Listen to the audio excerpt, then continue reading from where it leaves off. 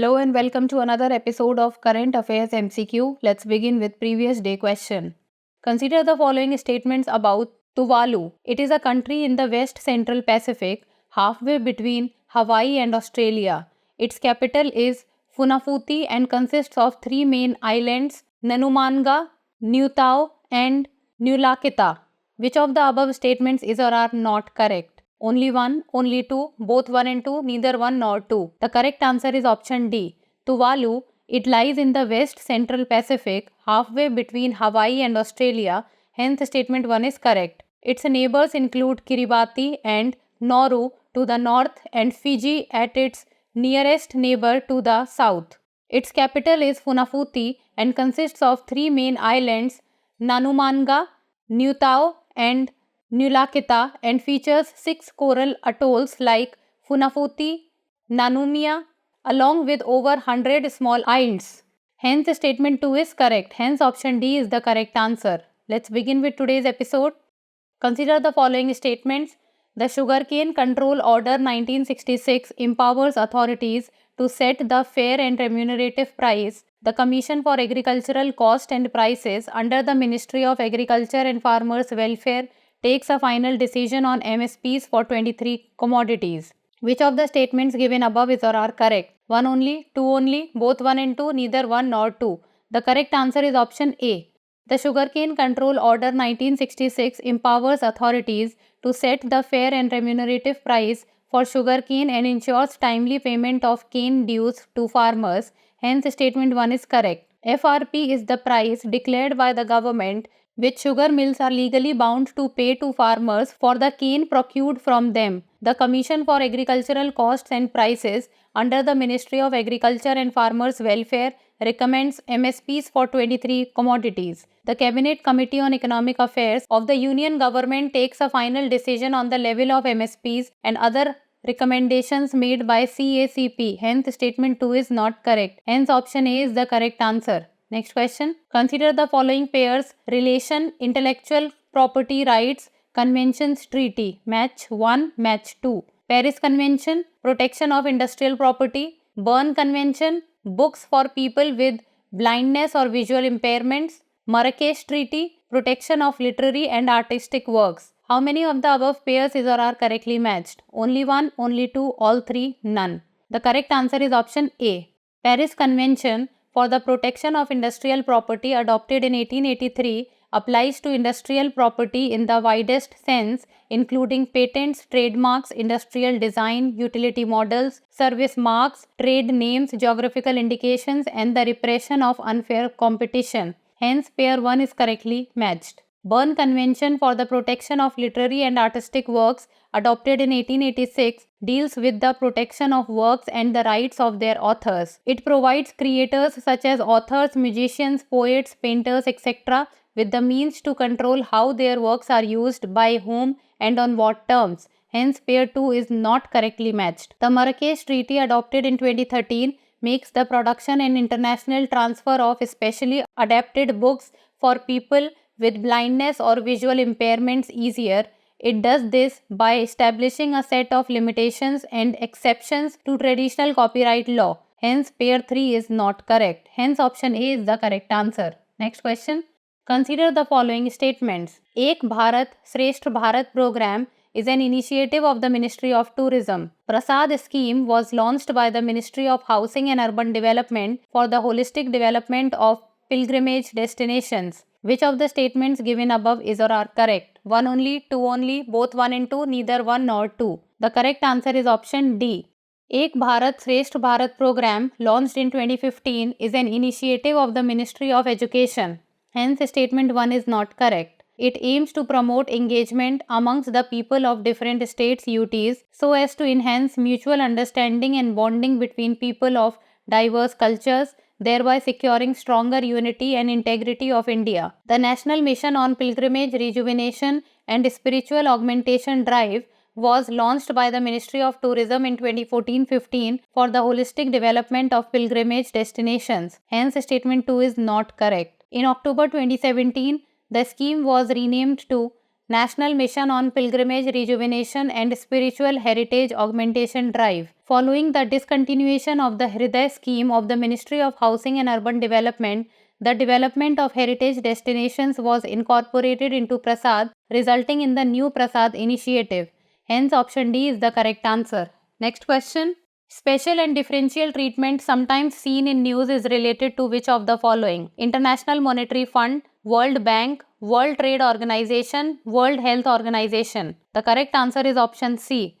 Special and differential treatment is a set of provisions in the World Trade Organization agreements that give developing countries special rights and allow other members to treat them more favorably. These provisions are intended to help developing countries prepare to compete with developed nations, reach sustainable development goals, benefit from larger input subsidies and minimum price support. Hence, option C is the correct answer. Next question. Consider the following statements. The sun's corona is the outermost part of the sun's atmosphere. The solar cycle refers to the cycle of change in the sun's magnetic field. Auroras are caused by the change in the sunspots on the sun's surface. Which of the statements given above is or are correct? 1 and 2 only, 2 only, 1 and 3 only, 1, 2 and 3. The correct answer is option A. The sun's corona is the outermost part of the sun's atmosphere, hence statement 1 is correct. The sun's chromosphere is the atmospheric layer just above the sun's visible surface. The solar cycle is the cycle that the sun's magnetic field goes through approximately every 11 years, during which its magnetic activity increases and decreases. Hence, statement 2 is correct. The solar cycle affects activity on the surface of the sun, such as sun's spots, which are caused by the sun's magnetic field. Auroras are caused by the interaction of charged particles from the sun with the earth's magnetic field and atmosphere. Hence, statement 3 is not correct. They are luminous phenomena that occur near the north, aurora borealis, and south poles, aurora australis.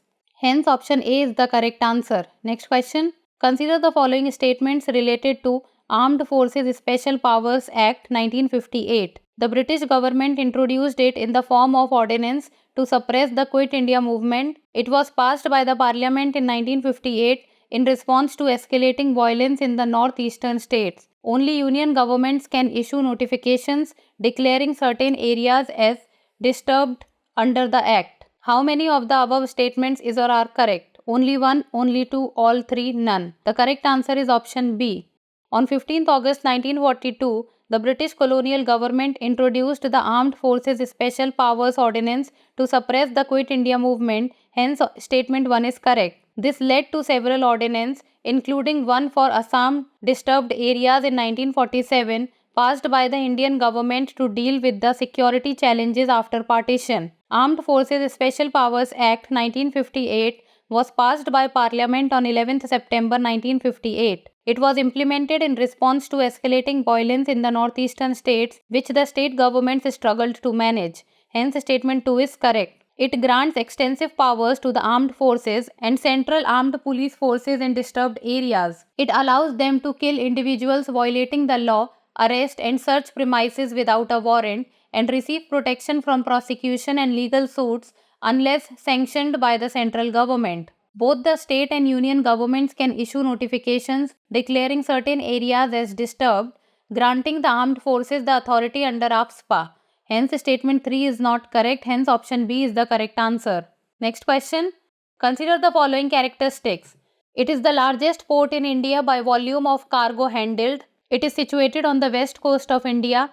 It is also known as Kandla Port. Which of the following ports is described by the above characteristics? Jawaharlal Nehru Port, Deen Dayal Port, Mormugao Port or Kochi Port? The correct answer is option B, Deen Dayal Port. Deen Dayal Port primarily services northern India, including the landlocked Jammu and Kashmir, Uttar Pradesh, Madhya Pradesh and Rajasthan. It is the largest port in India by volume of cargo handled. It is located on the west coast of India in the Gulf of Kutch in the state of Gujarat. Deen Dayal Port's journey began in 1931 with the construction of RCC jetty by Maharao Khengarji. In 2016, Deen Dayal Port created history by handling 100 MMT cargo in a year, the first major port to achieve this milestone. It is also known as Kandla Port and is one of the 12 major ports in India. Hence, option B is the correct answer. Next question.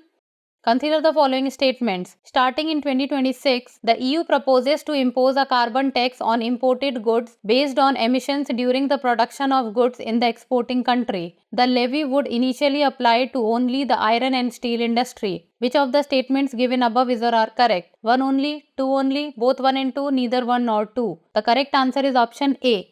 Starting in 2026, the European Union proposes to impose a carbon tax on imported goods based on emissions during the production of goods in the exporting country. Hence, statement 1 is correct. The tax aims to plug the loophole and prevent carbon leakage. The levy would apply to 6 energy intensive and trade oriented sectors, namely iron and steel, cement, fertilizers, aluminium, electricity, and hydrogen. Hence, statement 2 is not correct. Hence, option A is the correct answer. Next question. Regarding cess, consider the following statements. A cess is a specific tax the union government imposes to raise funds for a designated purpose. Cess is not shared with state governments. The money collected stays with the central government. Currently, the only cess the union government levies is the GST compensation cess. How many of the statements given above is or are correct? Only 1, only 2, all 3, none. The correct answer is option B. A cess is a specific tax the union government imposes to raise funds for a designated purpose. Hence, statement 1 is correct. Cess is not shared with state governments. The money collected stays with the central government. Hence, statement 2 is correct. The union government currently levies a GST compensation cess, a cess on health and education, road and infrastructure, agriculture and development, Swachh Bharat, exports, and crude oil, among others. Hence, statement 3 is not correct. Hence, option B is the correct answer. Next question. Regarding Press Note 3, consider the following statements. India adopted a new foreign direct investment regulation called Press Note 3. PN3 is enforced through the Foreign Exchange Management Act 1999. It aims to prevent opportunistic takeovers of Indian companies weakened by the pandemic by requiring prior government approval for investments from neighboring countries. How many of the statements given above is or are correct? Only 1, only 2, all 3, none. The correct answer is option C. Press Note 3. India adopted a new FDI regulation called Press Note 3. Hence, statement 1 is correct. PN3 is enforced through the Foreign Exchange Management Act 1999, a law that provides the architecture for the orderly development and maintenance of the foreign exchange market in India. Hence, statement 2 is correct. PN3 aims at preventing opportunistic takeovers of Indian companies weakened by the pandemic by requiring prior government approval for investments from neighboring countries. Hence, statement 3 is correct. While many countries share land borders with India, this regulation aimed to curb Chinese FDI into India. Hence, statement C is the correct answer. Now it's time for the practice question. Consider the following statements. After the 2013 taper tantrum, India focused on strengthening economic stability, helping it handle global challenges in recent years. In India, where food is a major expense, climate shocks can raise inflation for long periods and policy responses may slow down growth. Sustained geopolitical tensions can also pose serious challenges with disruption in supply chains and capital flows. How many of the statements given above is or are not correct? Only 1, only 2, all 3, none. Send us the answer in the comment section. That's all for today. Thank you so much for watching. For more informative content, like, share and subscribe, and do not forget to press the bell icon to get the notifications.